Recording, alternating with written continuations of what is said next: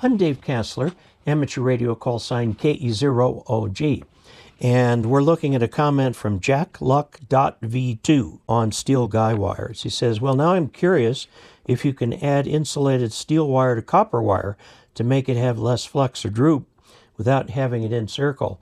There's no reason not to have it in the circuit because it can radiate. Notice that most of the radiation will come from the copper wire. Now, you can twist them together, do what you want to do. I'll have to make an antenna and see if it messes with the SWR. It won't. I'm guessing that the steel wire may resonate. Yes, of course it will. A couple of people have beat you to this idea. Okay, one is old military field wire. These are mile-long rolls of double wire for field telephones. And they have, I think, 4 copper strands and 3 steel strands in there. Steel gives it its strength. And the steel is doggone difficult to work with. It doesn't want to bend and stuff like that. Copper, of course, bends, so they come apart. It's messy to work with, although I've used it before. I still have some left on a spool out in the garage. Now, the other thing that has already gotten to this idea is a piece of type of wire called copper weld. It is a steel wire at the core with copper plated on it. The copper does most of the current carrying.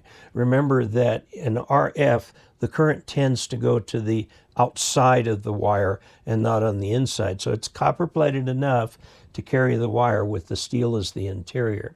Now, you can do either one. You can purchase copper weld wire very easily for amateur radio. If you have a particularly long stretch and you want to stretch it really tight, you can do that with the copper weld. So there you have it. Check the Wireman or DX Engineering or someplace like that and see if they have copper weld wire.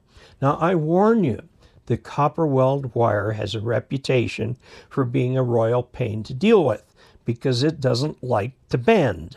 And so when you use a pair of pliers to pull it around so that you can get it through an insulator, it's going to give you grief, okay? That's why most people stick with just copper wire. So there you are, pros and cons for both. Until we next meet, 73.